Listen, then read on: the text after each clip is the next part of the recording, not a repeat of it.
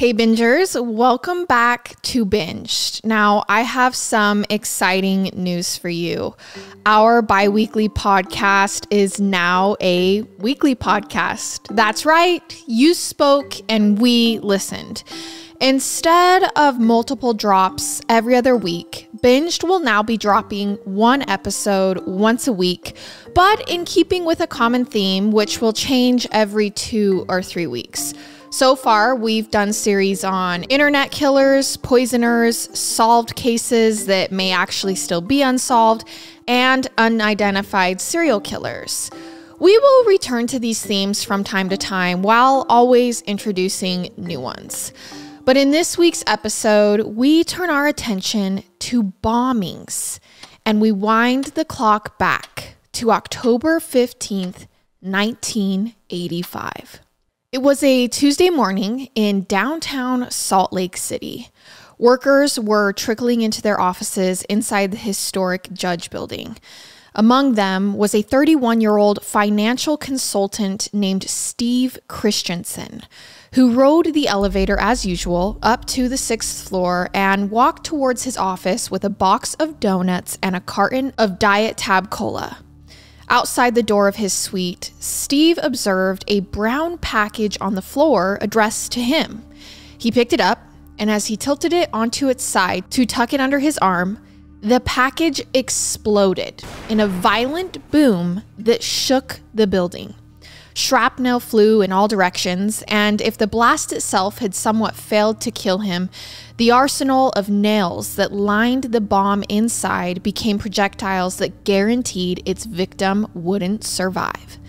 As Steve Christensen lay dying with a hole torn into his chest with donut bits and cans of cola mixed in with the debris all around him, his security, who was also injured, managed to make her way to the phone and call for help.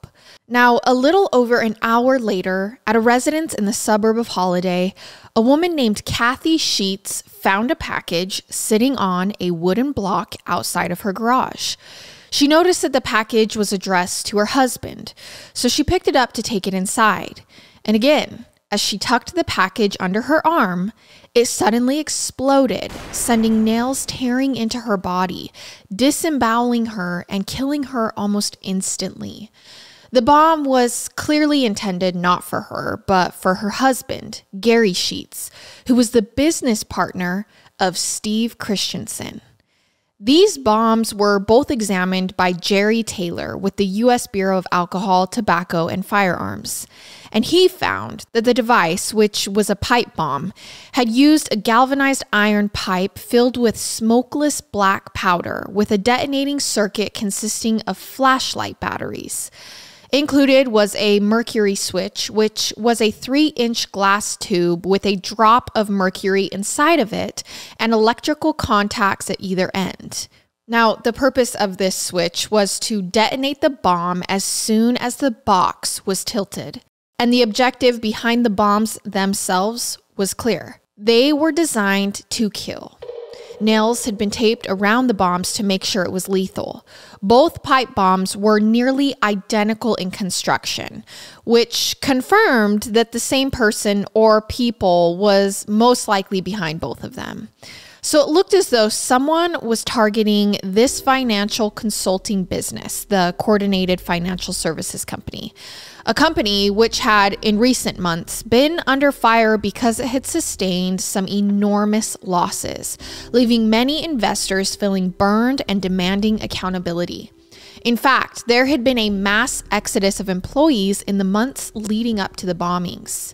Salt Lake City Police Chief Bud Willoughby assured the news media that these bombings were not the random work of a serial bomber, but rather the work of assassins who were, quote, brought in to kill these people. The newly widowed Gary Sheets, who was the second bomb's intended target, believed it was a disgruntled investor who was responsible for the bombings, possibly by way of a hired killer.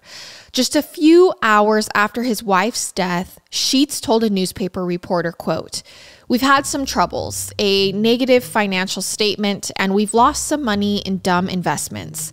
There's been stupidity, bad judgment, too fast growth, and some poor management. But not fraud. Overall, we've been a good company, and it's sad to see this dream end. Now, some thought the bombings may in fact be connected to the mafia, but then another possibility was also considered, and that was the Mormon Church, and something that had come to be known as the White Salamander Letter.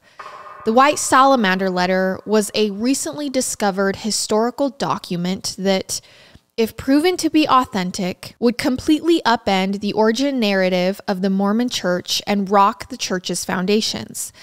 And though its authenticity was questioned by some, ironically, it was dismissed as a forgery by critics of the Mormon Church. The Salamander Letter was deemed genuine by the church's document experts, though. And the Mormon Church had been trying to find a way to deal with the controversy and wanted to obtain the letter for its private collection, presumably to lock it away in its vaults. And Steve Christensen, who was a devout member of the Church of Jesus Christ of Latter-day Saints who worked with the church, had been the one sent to purchase the letter. Gary Sheets, his partner at Coordinated Financial, consulted on the sale, which had taken place the year prior. So now, others who had a link to the Salamander Letter began fearing for their lives. And one such person who appeared to be fearing for his life and his family's lives was Mark Hofmann, a rare documents dealer who had been the man who discovered the Salamander Letter and sold it to Steve Christensen.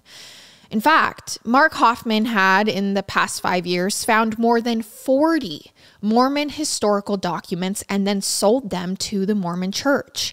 And the most recent discovery was an array of writings and papers that Hofmann called the McClellan Collection, which was expected to be even more explosive to the foundation of the LDS Church than even the Salamander Letter. And the Mormon Church wanted that collection, and they had scheduled to have it examined for authenticity just 2 hours before the first blast that day.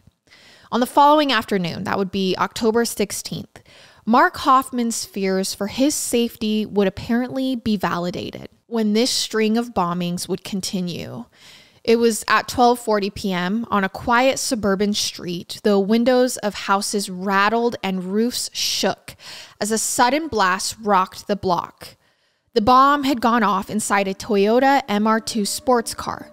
This was Mark Hofmann's Toyota sports car, and he was inside the vehicle when it exploded. Now, miraculously, Hofmann was still conscious when passerbys began rushing to his aid. He was pulled from the street onto the curb while an ambulance sped to the scene. One passerby, who was a fellow member of the church, noticed the LDS garments that Mark was wearing beneath his clothes. This passerby pulled out a vial of consecrated oil and gave Mark a blessing and commanded him to live, and Mark Hofmann did. He ended up surviving the blast, minus a finger, and with severe injuries that would require emergency surgery and hospitalization. The day after that third blast, detectives interviewed Mark in his hospital room at the LDS hospital to get an account of what had happened. Mark said he wasn't quite sure how it all went down. His memory was hazy. He only remembered returning to his car following a meeting at the church office building, opening the driver's side door and immediately noticing an object on the seat begin to fall onto the floor. He said that as he went to reach for the box, it exploded.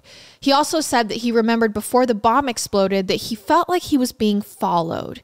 He noticed he was being tailed by a tan pickup truck with a dented front fender and a license plate number containing the letters TW and the number 3. Mark also told one of the police officers to contact his friend, Brent Ashworth, and advise him to get out of town immediately.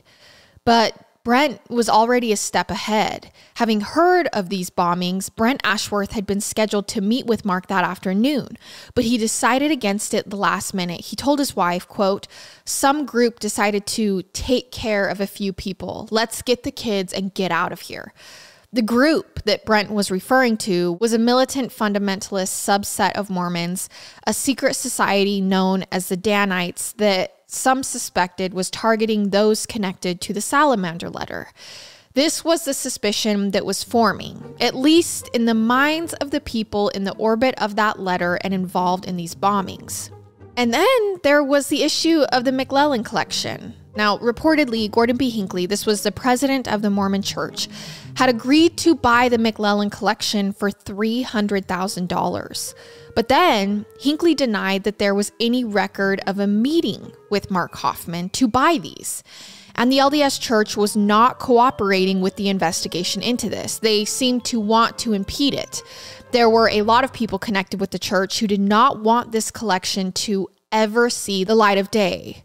To be frank, they were trying to sweep it under the rug. The Salamander letter had already done enough damage to the church's credibility, and the McLellan collection was poised to potentially subvert the whole religion. So it was theorized that this was why Mark Hofmann had been targeted, and everyone in the small community of rare Mormon document collecting and dealing immediately became a suspect to police. Like Mark Hofmann's close friend and associate, Shannon Flynn. Shannon had admitted to police that he owned an Uzi, which he'd gotten from Mark Hofmann, which the two of them had gone out shooting in the desert, so a search warrant was immediately executed on Flynn's home. When they found the Uzi he had mentioned, Flynn was taken into custody and charged with possession of an unregistered firearm.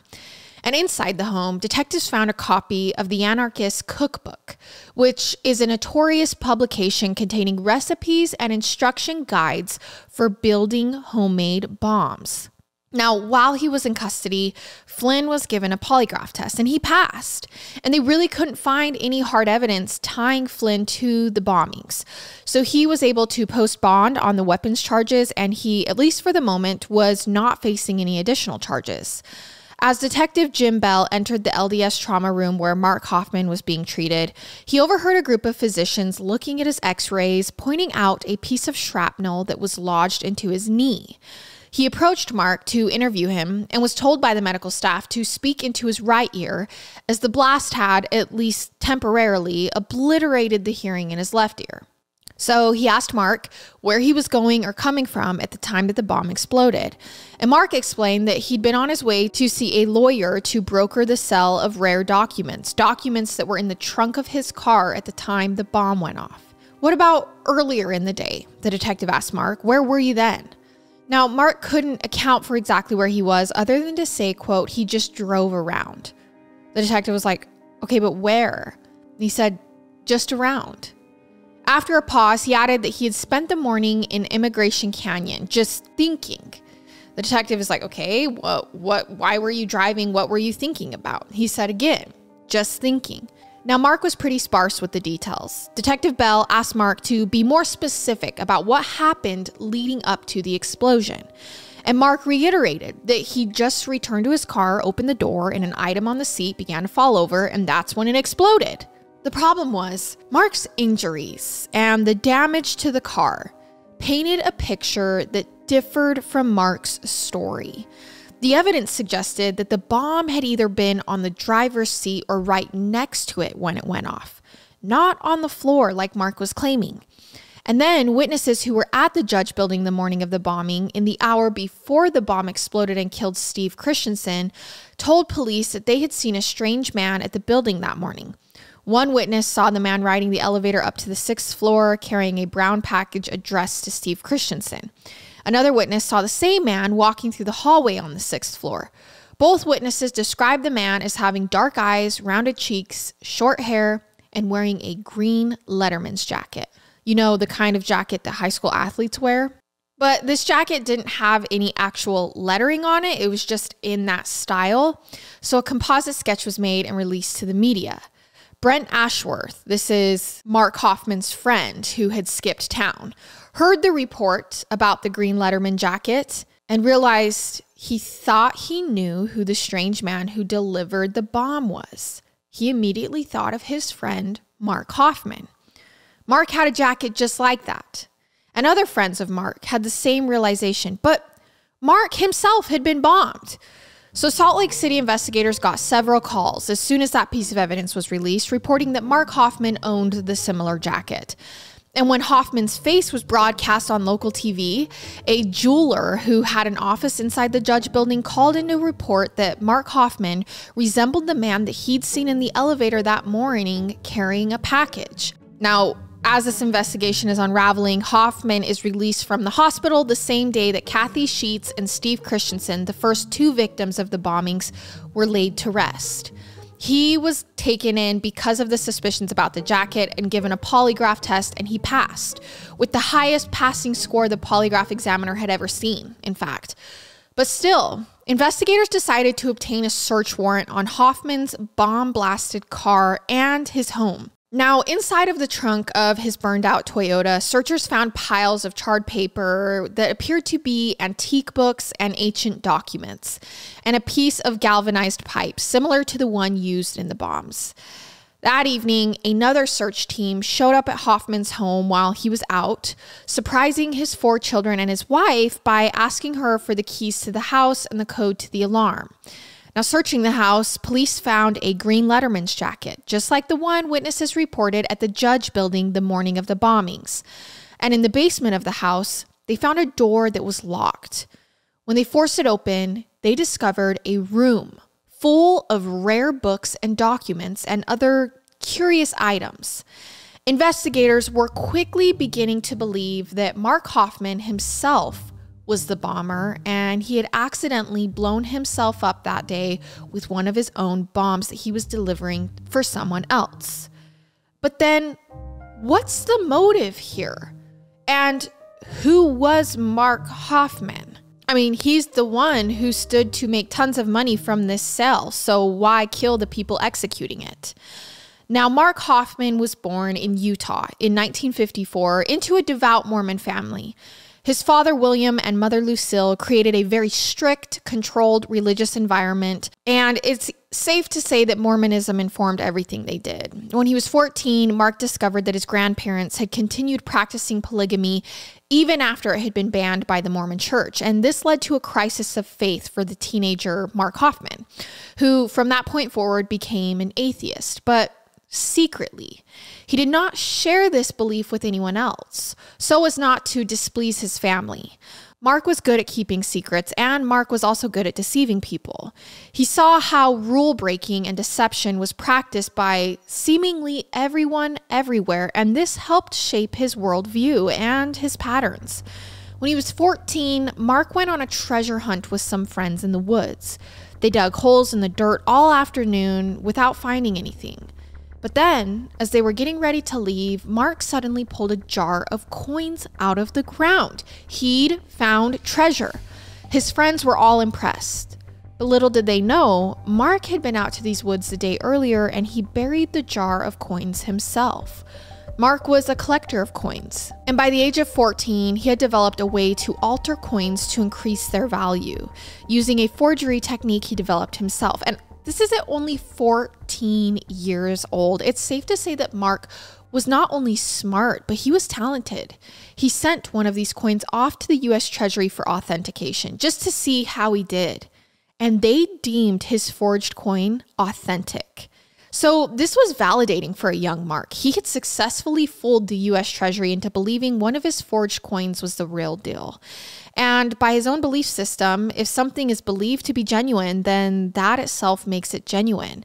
The truth doesn't matter, according to Mark. All that matters is what is perceived and what is believed.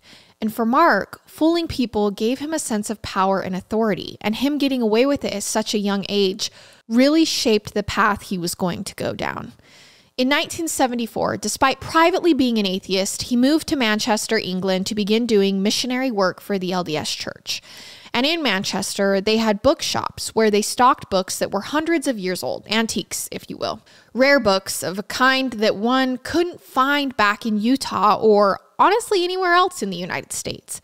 These rare books became an obsession for Mark, and he seemed to possess this exceptional gift for finding rare, one-of-a-kind historical documents tucked away inside of these old books on the shelves of these bookstores that dealt in this kind of material. He was special in this regard, like a pig sniffing out truffles. In 1979, he returned to America and married his wife, Dora Lee, and they would go on to have 4 children. But Mark Hofmann was looking for a way to make his mark, no pun intended. And it was in 1980 that he made his first major discovery, the discovery that put him on the map, so to speak, the map where he wanted to be. One afternoon, Mark had returned home with an old Bible, which he told his wife he had purchased from a man in Salt Lake City. A man who claimed he had gotten this Bible from the granddaughter of Joseph Smith's sister. Now, if you don't know, Joseph Smith is the founder of the LDS Church. So this Bible was, from what Mark was saying, directly connected to him. And in this religious culture, antiques or originals that came about from the beginning of the church are collector's items. They are priceless to some people. So Mark invited his wife to look through the Bible while he stepped into another room. And while she was alone with the book, she found 2 pages stuck together, forming a sort of pouch. And when she placed her finger inside the pouch, she could feel a piece of paper folded and gummed inside of it. It was a document, a secret document. She worked this item out of the book and then called Mark back to show it to him. He examined it and told her that he believed it to be a lost historical document known as the Anthon Transcript, a piece of paper dating back to 1828, with Mormon church founder Joseph Smith's handwriting on it, with characters reportedly copied from the golden plates of the Book of Mormon. Now, this is huge. So Mark Hofmann approached the LDS Church, and they had a documents expert examine what Mark had found. And that expert determined the Anthon transcript to be genuine. And the church bought it from Mark for $25,000. This acquisition was big news, and it instantly catapulted Mark Hofmann into credibility and importance as a rare documents collector and dealer of note. Mark then told his wife, Dora Lee, that the document she discovered in the book was in fact a forgery. "I made this," he told her, "and they bought it." Dora Lee was shocked, and then she became very upset. At which point, Mark then told her, I'm just kidding. And she accepted it. A year later, Mark Hofmann discovered another one-of-a-kind document, the Joseph Smith the Third Blessing, dated 1844, which the Mormon Church also bought for a substantial amount of money. So these document deals were keeping Mark afloat. They were his career now. All he had to do was go find these documents that had never been discovered and then turn them in. But it was really the white salamander letter, the one we talked about at the beginning of the story, that generated the most attention and the most controversy. It was a letter that Mark Hofmann first presented to his friend and fellow document collector, Brent Ashworth, in December 1983. Mark claimed to have a network of document scouts who would search for and obtain rare documents for him, and that was how he was stumbling upon all of these. And one of those scouts had come upon this letter in New York. The letter, which was dated October 23rd, 1830, was reportedly written by Martin Harris, who is a significant figure in the beginning history of the Mormon Church. And he was one of the 3 witnesses who testified that he'd seen the golden plates that Joseph Smith claimed that he translated into the Book of Mormon. Now, the traditional Mormon belief, and this part of the fundamental origin story on which the religion is based, is that an angel directed Joseph Smith to the golden plates that he uncovered and then were the basis of the Book of Mormon. Now, this is Joseph Smith's own account of what happened. But in this letter that Mark Hofmann discovered in 1983, Martin Harris talks about Joseph Smith looking into a seer stone, like more or less a crystal ball, and having clairvoyant visions, and then being trickled by a spirit who assumed the form of a white salamander, like an actual salamander. And it was that spirit that ultimately led him to the gold plates. So the account in this letter was one that challenged and threatened to completely capsize the Mormon Church's foundational narrative about its own history. I mean, this had never been talked about. In a way, this undermined the religion by reframing the Mormon Church's founder as a man who had visions of magical creatures. Now, when Mark Hofmann first shared the salamander letter with his friend Brent Ashworth, Brent wanted no part of it. This challenged his religion. He told Hofmann to just bury it, that it was probably a forgery anyways. But Mark Hofmann had in fact already brought the letter to the LDS Church, the church that he had already sold multiple documents to. And not only did they authenticate it, but they wanted to buy it. So the church sent Steve Christensen, one of the victims of the bombings, acting as their representative to buy the letter. And he negotiated with Mark Hofmann a purchase price of $40,000 to be paid out in multiple installments over the following 18 months. The Salamander letter became a news item at this point. It was discussed publicly by Gordon B. Hinckley, who was then the leader of the church.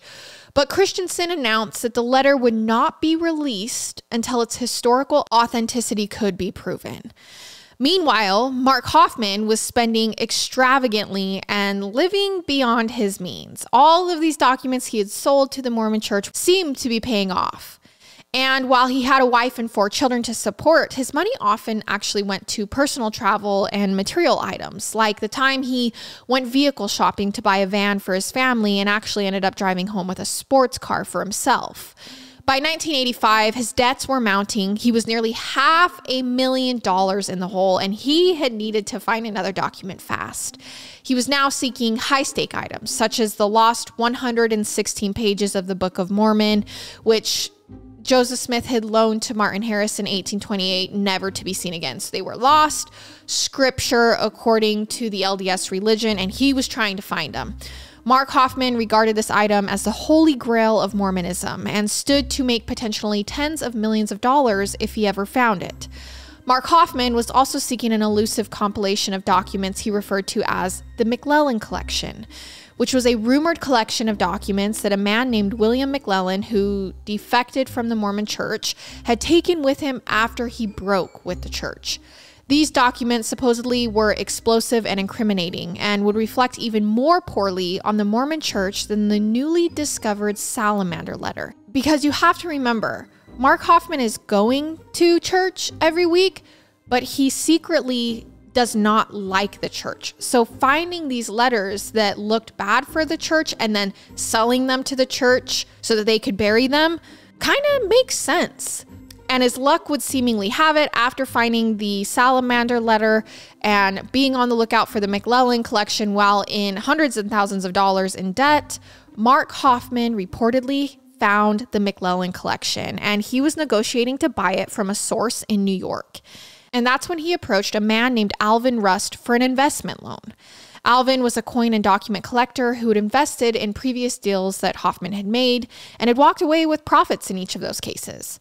Hofmann told Alvin Rust that the sellers of the McLellan collection wanted $185,000 for it. Well, I have $35,000, he told Rust, persuading him to invest the remaining $150,000, promising a total sell price of upwards of $300,000 to the church. He told Alvin that this collection was 20 times more important than anything that they'd ever dealt in before. So Alvin Rust took out a bank loan and gave Mark the $150,000, believing that this was a good investment, based on his past business history with Hofmann. Now, around this time, Mark had seemingly made another major discovery, like huge. It was a long-lost document that was thought to be the first printed document printed on a printing press in the New World. Not to do with the Mormon church, it was the Oath of a Freeman. The Oath of a Freeman was a short document, 222 words, that was drafted by colonists in New England, giving them citizenship and voting rights provided they agreed to support the Massachusetts Bay Colony government. It had been printed on October 10th, 1638, and yet no copies earlier than 1646 had ever been found. It was a document whose only known existence was in its many reprints. Collectors had been seeking this original for decades. And Mark told his friends that he'd gone into a bookshop in New York and bought a few random sheets of paper, and one of them happened to be the original Oath of a Freeman. And some preliminary examinations by document experts concluded that the document appeared to be authentic. And Mark was planning on selling it for somewhere north of $1 million. I mean, they've moved out of the church now. So the letter was sent off to the University of California for something called a cyclotron test. And the results of the test did not disprove the letter's authenticity.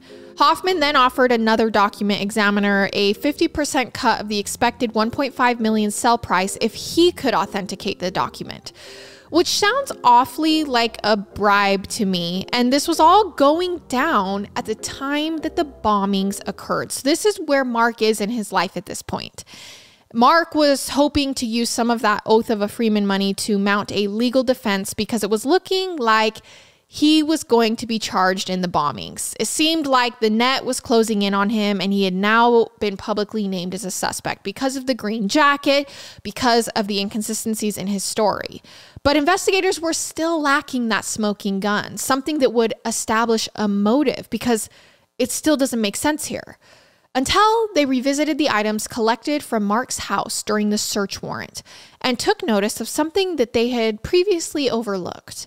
It was a pair of service orders for some engraving shops, and both were made out to someone named Mike Hansen. Now, this was a name that police had not yet heard. Who was Mike Hansen, and what was his connection to Mark Hofmann? They were soon about to find out. They called one of the engraving shops. The detective on the call told them his name was Mike Hansen, and he wanted a receipt for the order for his financial records. So they lied. They sent out the receipt, and when they got it, they saw that it was for an engraving plate for the oath of a freeman. And because the buyer seemed to be short a couple of dollars when paying cash, he paid the rest with a personal check with the names of Mark and Dorothy Hofmann and Mark's signature in the bottom right corner. Detectives decided at this point to go pay a visit to the engraving shop. They showed the staff the work order and receipt, and they were like, "Oh, yeah, that's the guy who wanted the engraving plates made for the oath of a freeman." They showed them the plates, and it was a perfect match to what was now clearly a forgery. They had just found proof that Mark Hofmann forged the oath of a freeman discovery that he was about to sell for $1.5 million. And in the forgery, they found a tell, an anomaly in the letter M that would have been the result of modern photographic techniques. They couldn't have existed if the document were original. Now, this took a lot of time. They had to send it off to other people who then re-examined after feeling like there was proof that it was fake. So now they needed to also prove that the Salamander letter was also a forgery, because remember, everyone involved in the bombings had to do with this letter. If they could prove that it was a forgery, this would be the smoking gun they were seeking. If these men had found out that the Salamander letter was forged, Mark Hofmann was about to be in trouble. This would clearly establish motive. And it was looking like Mark's motive was he felt he was about to be exposed as one of the world's most prolific forgerers, and he needed to buy himself some time and create a diversion. The FBI, which was now investigating the case, had examined the Salamander letter themselves, and they concluded that it was genuine. But they nevertheless sought a second opinion and hired one of the world's most skilled forensic document examiners to examine the letter. And that man was George Throckmorton, who himself was a Mormon.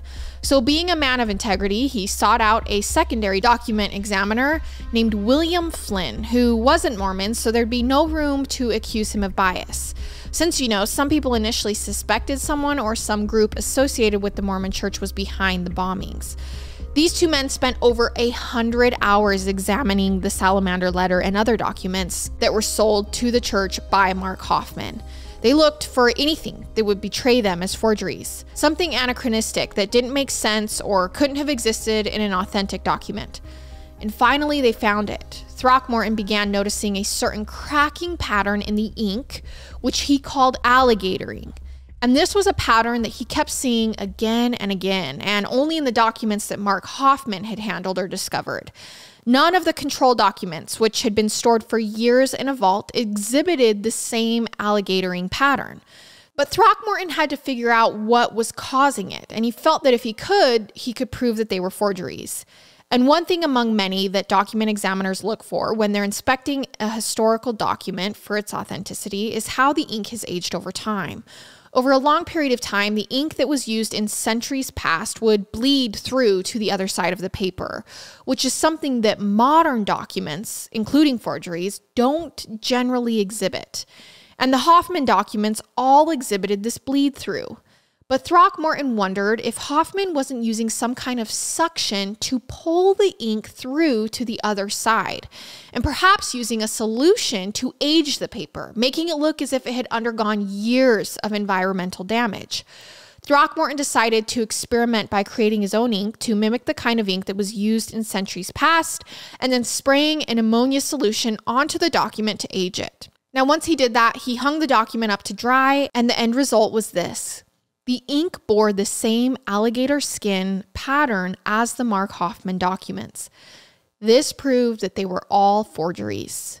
Mark Hofmann was arrested in January 1986 and charged with multiple counts that included first-degree murder, bomb-related charges, and fraud. He pleaded not guilty and maintained his innocence until he and his attorneys realized that the degree of evidence that was mounting against him was large, and the likelihood was he was going to face the death penalty because he killed 2 people. Because of this, Mark Hofmann decided to accept a plea deal, with one of the conditions being that Hofmann had to provide full disclosure, giving a complete account of all of his crimes and answering every question truthfully. What the interview revealed was that Hofmann was almost certainly a psychopath, a guy whose every document find had in fact been a forgery since the beginning. And he knew his house of cards was about to topple over before the bombings. He was deeply in debt, and that McClellan collection he was brokering the sale of, it didn't exist. He hadn't made it yet. He needed the money immediately and began the transaction with the church with Alvin Rust's money before he had time to forge the entire collection, which turned out to be an undertaking far bigger than he had anticipated. He had bitten off more than he could chew, and he knew he wouldn't be able to deliver it in time. And on the very day he was killed, Steve Christensen had plans to meet with Mark Hofmann to accompany him to his safe deposit box and retrieve the so-called McClellan collection to go have it authenticated. It was time to turn it over. But Mark knew the documents weren't there. So he blew up Steve Christensen purely to buy himself some time. And the bomb that was intended for Gary Sheets, which ended up killing the man's wife instead, that was planted purely as a diversion. And Mark claimed it was constructed in such a way that there was a 50% chance it wouldn't even go off. When the psychiatrist interviewing Mark asked him why he didn't just make the diversionary bomb non-operational so that no one had to die, and keep in mind, Kathy and Gary Sheets also had a toddler who could have easily been the one to pick up the box. In response to this, Mark just sort of shrugged and went, well, that's life. People die in car accidents all the time. What's the difference? Mark claimed that the bomb that exploded on him and his car was a suicide attempt, but no one really bought it. Mark had been scheduled to meet Brent Ashworth that afternoon, but Brent Ashworth ended up getting a weird feeling and canceling, remember, which may have saved his life. Hofmann admitted using vacuum suction to pull the ink through the other side of the paper and using various sophisticated processes to age the documents. He had learned and developed all of these techniques himself over time, spending those many hours alone behind that locked door in his home that no one was allowed to enter. And truly, his wife had no idea. She was shocked to learn that her husband was a total fraud, a forger, and a killer. And Mark admitted having used his wife to discover the first major document find, the Anthon transcript, when he left her alone with the antique Bible in which he had hidden it for her to find. Ultimately, Mark Hofmann met before the parole board, and it was decided that he would spend the rest of his life in prison. And that's when he tried to put out a hit on the parole board members. He was approaching his fellow inmates, inquiring as to how he might go about having them all killed. And when his wife divorced him, he banned her and the kids from ever visiting again. He would actually go on to attempt suicide by swallowing a cache of sleeping pills he had collected from other inmates and had been hoarding, but he survived the attempt. And because he had been unconscious for an extended period of time, lying on top of his right arm in a way that it cut off the circulation, he suffered permanent muscle atrophy in that arm, guaranteeing he would never be able to forge another document with it again. And if that is not poetic justice, I don't know what is. Now, the Mark Hofmann case is such a wild story, and at least 4 books were written about it simultaneously, and in 2021, an excellent Netflix docuseries dropped covering the Mark Hofmann story. It's called Murder Among the Mormons. And if you found this story interesting, I would highly recommend it for a much deeper dive. The thing about Mark Hofmann is he made so many people look stupid. I mean, the FBI said it was authentic. This extremely wealthy church said they were authentic. He had sold documents to the US government. I mean, how many people had he fooled? And I can't help but ask the question, Are there any other documents out there that are also forgeries, but we still haven't discovered it yet? On next week's episode, we'll cover not one, but multiple cases, bombings, and explosions that remain unsolved to this day, including a fairly novel bomb that killed a man in Canada in 1996, and a mysterious explosion in the sky that took place over 60 years ago. But remember, that's not until next week because we heard you and you guys wanted these weekly. So we'll see you then, where you can continue to binge this series.